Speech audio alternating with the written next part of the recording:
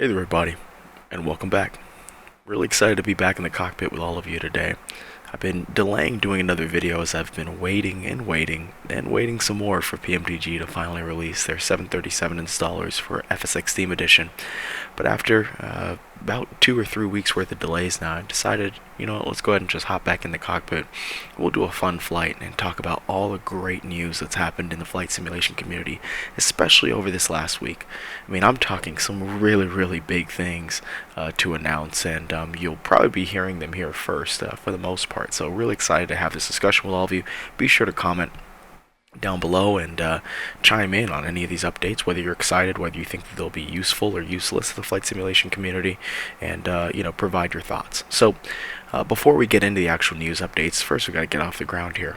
First of all, we're here in Carenado's new S550, which is actually their rendition of the Cessna Citation 550, also known as the Citation 2. It's an 8-seater, one of Cessna's smaller business jets, or I guess I could kind of call it their mid-sized business jets. A lot of people know about the Citation 5, of course the Citation 10, which along with the Gulfstream 5 is arguably or Gulfstream 6 now, arguably the fastest business jet that there is. A lot of people may have also heard about their smaller jet, the ultralight jet, the Mustang, along with the Cessna jet.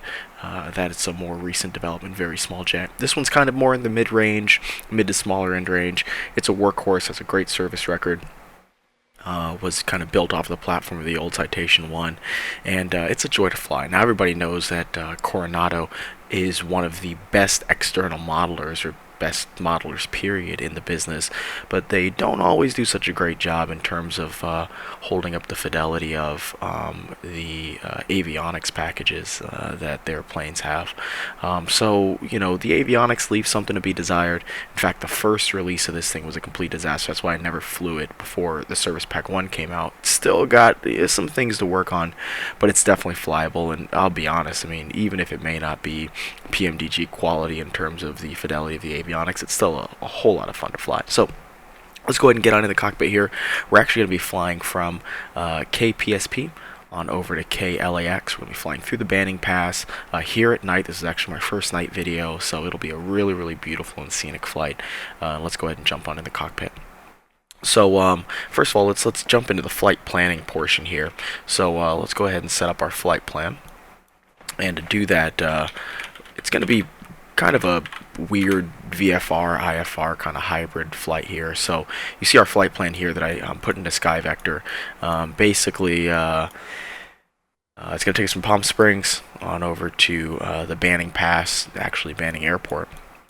From there, it's going to shoot us out at 261 heading to Chino Airport, KCNO, and then we're going to pick up the Downey transition here, and from Downey we're gonna shoot right on into KLAX.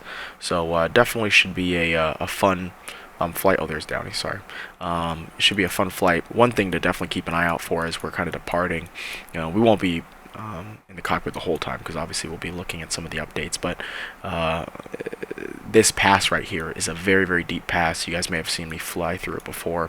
11,000 on both sides, 11,200, 11,500 on both sides. Very deep pass, and we're going to be cruising at an altitude of around 10,000 feet, so we'll be below it. I think it'll be really cool to look at as we're departing on out. So let's go ahead and jump onto the cockpit here, and we'll get this bad boy started up. Alright, so first of all, make sure our views are set up correctly. Alright, and let's go ahead and get on down here. Move the yoke out of the way. And we'll turn on our battery. And then we'll turn on our avionics. And one thing that's cool about this aircraft is you can actually start it with the avionics on already. And I know you guys can't see anything, so let's put on the panel lights. Now, I do not have the ground power set up outside, as you can see. I don't have any ground power. So we got to get this bad boy started up quickly as to not kill the battery. So, alright, so let's go ahead and get across. We'll set up our ignitions when we're ready to start the engines. We will hold off on the pitot heat just right now because it drains the battery. Recognition lights can stay off. Nav lights we will put on, and we'll also put on our our beacon lights over here. Throw on our passenger safety lights. And, alright. And then we'll move right across here. Want to make sure our anti-skid is on. We're going to leave off pressurization until we're done starting the engine, so that we can save the bleed air. The same thing across here, all the fans should be off. Alright, and looks like we're pretty much good to go. Before we start, though, I want to make sure that our fan synchronization's off, as well along with our yaw dampener is off. And we'll put on our gens once we actually start this bad boy in our inverter. So, alright, let's go ahead and get her started. So, we'll start out with the left engine. You see her coming online here.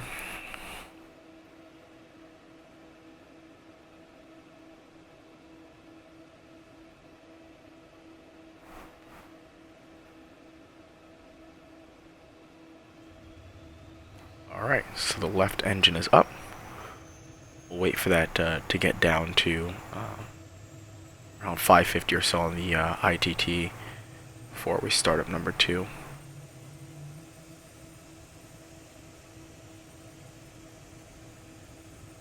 Alright, very good. Alright, and then we'll start up number 2. And now that number 1 is started, we'll go ahead and put on the gen for it. So we'll get our gen power going, and we'll actually throw over the voltage selector to the left generator, as we're not ready to get our inverter cranked up just yet, as the second engines are just starting.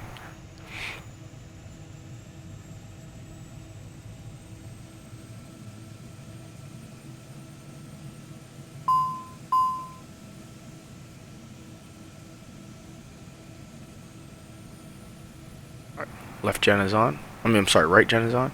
So we're going to throw her on. We'll put on our inverter. Throw on our AC power here, and we'll switch this back to battery. And now that both of our engines are started up, we can go ahead and take off our ignition until we're ready to actually take off. We'll throw on our pitot heat. We're about to start going, so we'll go ahead and put on our recognition lights. And everything here is completely fine. We're going to go on over and set up pressurization. Now, even though we're just going to be cruising at 10,000, we'll still put it on. And weather is very temperate here in Southern California, so our defog can set to low. We can stay at low and on our air conditioner. Even though there's no passengers on board, it's fine. Alright, so master cautions are off because the only thing that's left is it's telling us that our surface de-ice is off, but weather's very good here in Southern California right now, so no need for that. Alright, we'll also go ahead and set up our cruise altitude here at 10,000.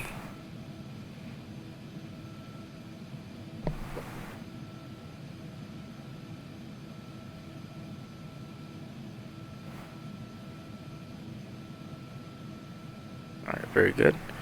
And we'll put our vertical speed up to 2,000. And we will set up our displays. So that's set. Let's see here.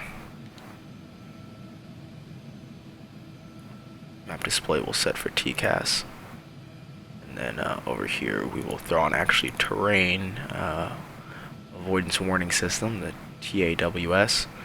And we will throw on our nav. And we'll put it in arc mode. And we'll select GPS here. Select. Alright, very good. Weather is clear. I mean, it's clear skies. There's no precipitation, so really no need to put on our weather radar. And alright, looks good to go. So let's go ahead and set flaps. And we'll put on our I'll do it through the 2D panel here. And go ahead and power of our nav system. Here's our flight plan. So PSP to Banning, Chino, Downey, and LAX. I don't think it's gonna let us shoot the approach. No, it's not, because it's system's all messed up. But our flight plan's in there, so that'll be fine. Alright, and we're cruising at 10,000. Alright, so let's go ahead and get this party on the way. We'll take off our parking brakes, and we'll taxi on out here to the right.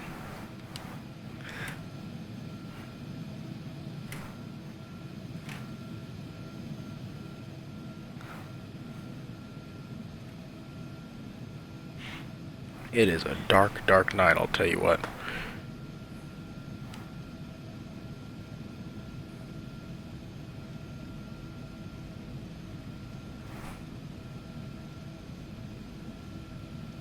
I don't actually think there's a moon out tonight, so it's a little bit darker than I'd normally like it to be, but, you know, it is what it is. That's what we have lights for. Alright, it looks like the approach is clear, so we don't have anybody shooting an approach. So we should be able to take our runway. Let's just double check that one more time. Yep, looks like she's clear.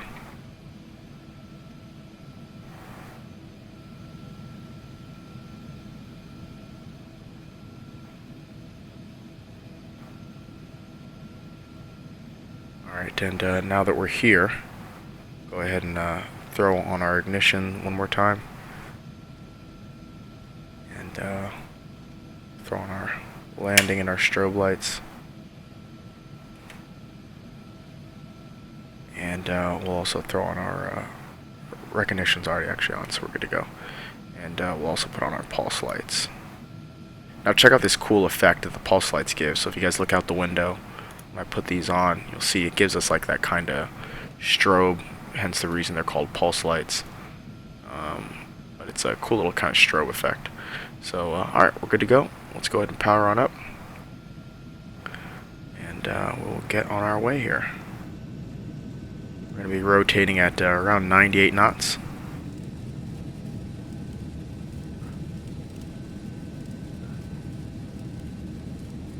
Alright, and there's a V1, and there's where we rotate. Alright. Need a lot of right rudder there. We're getting pushed off to the left. Alright, and we'll go gear up now. We'll also take in one notch of flaps. And we can look out Palm Springs. Absolutely beautiful city. You guys can see the desert road up there, heading up into the mountains. There's the freeway. So we're gonna manually fly ourselves into the pass, actually. Before we put on the autopilot. Why did our chins turn off? It's weird. Anyways, like I said, the aircraft's a little bit quirky sometimes. And we'll take in our last notch of flaps. Now that we're actually flying, I'm going to turn off our floodlights, and I'm going to put on this nice kind of ambient light that's up here. And we'll just get on over to the pass, and I'll put on the autopilot, and we will we'll start talking about the news here.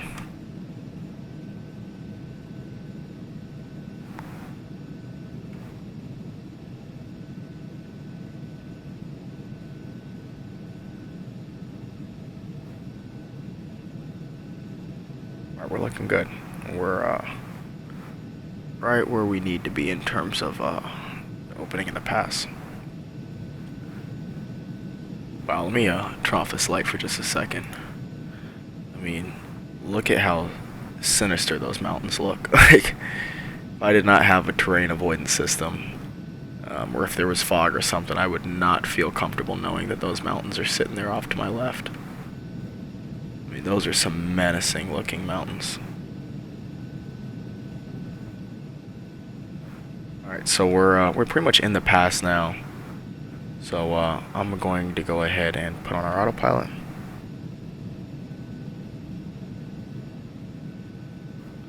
There we go. We're on our way on over to Banning.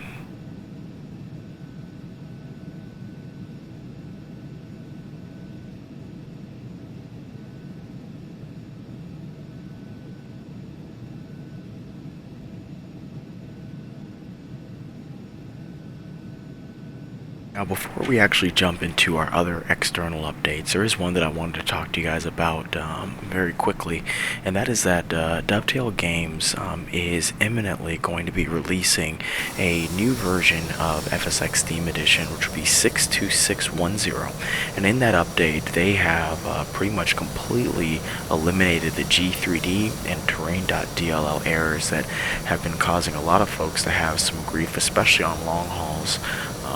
As they've been using the platform. Not everybody has these errors, and they are errors that actually were experienced a long time ago in the regular FSX Boxed Edition, but they've kind of reared their ugly head once again. Now, Pete Dawson from FSUI PC made a great effort in trying to contain them and trying to capture them, but unfortunately was able to do so successfully because they proved to be a little bit too complex. So very soon here, 62610 will be coming out from Dovetail Games, and it'll eliminate those errors. So look forward to that update coming out here probably within the next week or so. Now let's get on to the other news. So the first update is something that may take you by surprise the first time that you see it, but trust me, it'll all come around. So first, let's take a look at this clip. We will bring you virtual reality experience no one has seen it before. With a groundbreaking partner, Valve. So what the heck does the CEO of HTC know about flight simulation? Well, we're thrilled to be working with Valve and their Steam VR platform. In fact, I want to take a moment to say hello, special hello to everybody in the Valve community who's watching this online tonight. So now, take a look at the background there. As you guys see right underneath the Valve logo, you guys see that there's also a Dovetail logo. So HTC came out with a new product that they announced at the Mobile World Conference, which is typically a bunch of cell phone talk, but instead they decided to talk about their new VR platform. Now, a lot of folks who are in the gaming community, I've seen some of the teasers that Valve has put out about their VR solution to compete with the likes of Oculus Rift and some others that are out there. But theirs is in collaboration with the famous cell phone maker, HTC. And as you can see, they have some amazing content partners, with Dovetail being one of them. Now, we all know that Dovetail has said that they are going to be working on the next generation of flight simulator. And we also know that folks have tried the Oculus Rift with things like P3D, with Aero, Fly FS, and even with FSX. But because you need an extremely high frame rate, somewhere to the tune of between 45 to 90 frames per second, it's very, very difficult to get the fully immersive experience of a virtual reality flight simulator. But Valve and HTC have made this Vive or Vive, and as you guys can see, the reviews have been absolutely outstanding. In fact, I have not found a single press review that has said that this thing is anything other than completely stellar. So it's very early in the game right now, but I really look forward to this PC solution along with whatever the next rendition of the flight simulator that Dovetail develops coming out here very soon. So the next bit of news actually comes from PMDG, and it marks a couple of very exciting news points for us. Number one, it's because it takes the wraps off of PMDG's semi-secret project that they've been teasing for the last couple of years, which is their development of a DC-6 for the flight simulation community. The second reason why it's very exciting is because it also marks PMDG's first aircraft to be developed for X-Plane, which, for those of you guys who don't know, X-Plane is the only 64-bit simming platform available today, and it's developed by Laminar Research. Now, of course, the aircraft being developed by PMDG is big news, as well as this will also be in PMDG's first kind of classic aircraft from before the jet age. But I think the story is even more interesting when you think about all the work PMDG had to go through just to get a hold of a real-world aircraft to make an accurate rendition of the level of quality that PMDG prides itself on. So they took themselves down to a country called Namibia, which is a South African country that sits just north of South Africa itself. It's on the western side of the continent. And down there is a carrier that still operates what is widely regarded to be the operating DC-6 that is in the best condition, and its nickname is Battlelore. And It is in pristine condition, still operates to this day, along with around 25, maybe 30 or so other DC-6s that still operate around the world. And PMDG spent a lot of time down there in Africa, really learning this thing inside and out, modeling it accurately, not only from a system standpoint, from a modeling standpoint as well. And as a result, you can see that the quality has come out absolutely remarkably. One of the advantages of the 64-bit platform in X-Plane 10 is that they can accurately model all of these circuit breakers and all these switchboards that would bring P3D or FSX to its knees. So that will be an exciting feature for X-Plane users to be able to play with all these circuit breakers and these very complex systems and all these switches that are littering the aircraft. In fact, the DC-6, for those of you guys who don't know, was the successor to the DC-4, which is a very famous aircraft, and was the predecessor to the DC-7, but more importantly was the predecessor to the DC-8, which kind of marked the beginning of the jet age. Along with the 707, the Boeing 707. And not only that, but the DC-6 was actually also the first aircraft to ever be designated as Air Force One. So really, really amazing piece of work here that PMDG has embarked upon. Without a doubt, X-Plane users enjoy a lot of outstanding freeware, but also a lot of outstanding payware aircraft. And this one will certainly probably be the best of the best in the X-Plane community. So hats off to PMDG. Exciting news for the X-Plane users, and exciting news for FSX and P3D users who will also be getting this aircraft after they've completed their development cycle for X-Plane. Now our next update actually comes from Dovetail Games directly, along with FS Addon Publishing, which is actually the first airport to be released for FSX Steam Edition as downloadable content for the FSX Steam Edition community. Now, of course, everyone knows that you can go out and buy airports from various add-on makers out there, such as Orbx, Aerosoft, FSDT, Flightbeam, Fly Tampa, Taxigate, etc., etc., etc. The list goes on and on. But none are as easy to install as a click in the Steam store that immediately installs into your FSX Steam Edition simulator. So this one's actually Ben Gurion, which is the major airport in Israel, and it's a mega airport. It is a very large hub, obviously, as it serves the very popular tourist country of Israel. And this one actually came out in 2011, maybe late 2010, if my memory serves me correctly. It was fairly well received. It did have some photo scenery issues and some AFCAD issues in the way that AI traffic aligned to their parking spots, etc. But overall, it's a decent quality airport, especially for $18 or so. It's not too steep on the price, and in all honesty, it's really the only decent rendition of Ben Gurion that really exists in the FSX community today. So if you find yourself flying in that airport area and you want an airport that can get you into Tel Aviv and get you into Israel, then this may be a good pickup for you. So check it out on the Steam store.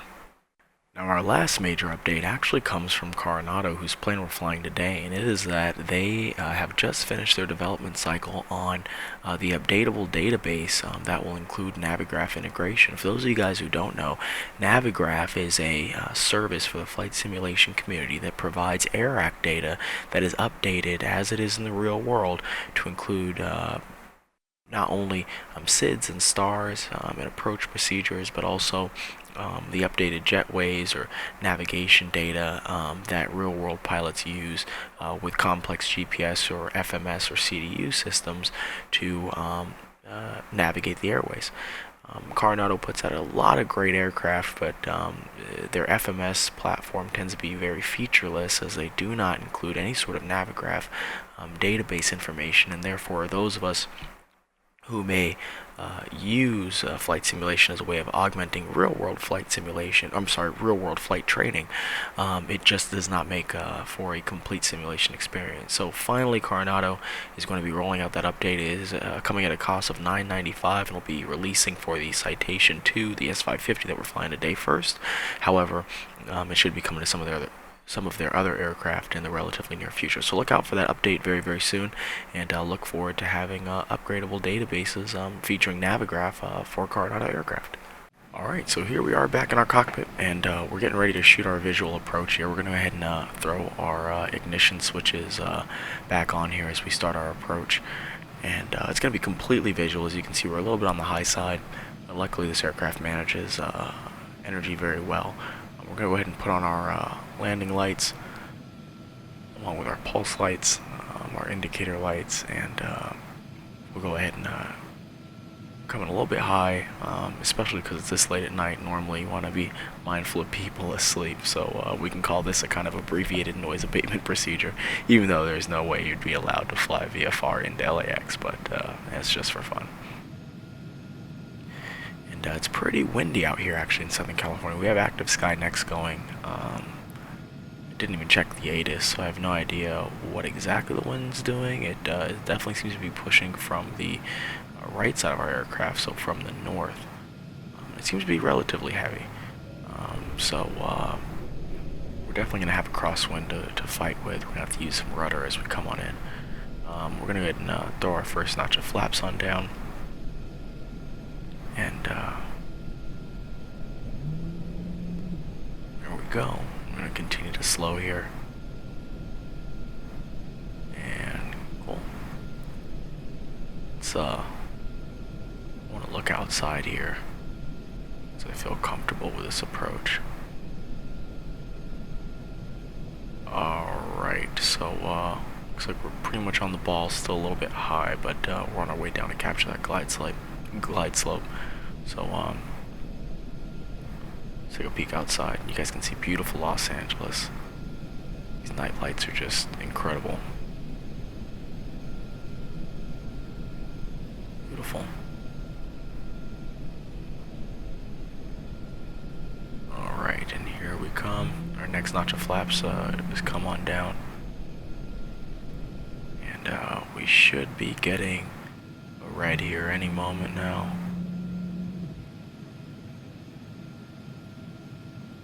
$500. Alright, and here comes the red.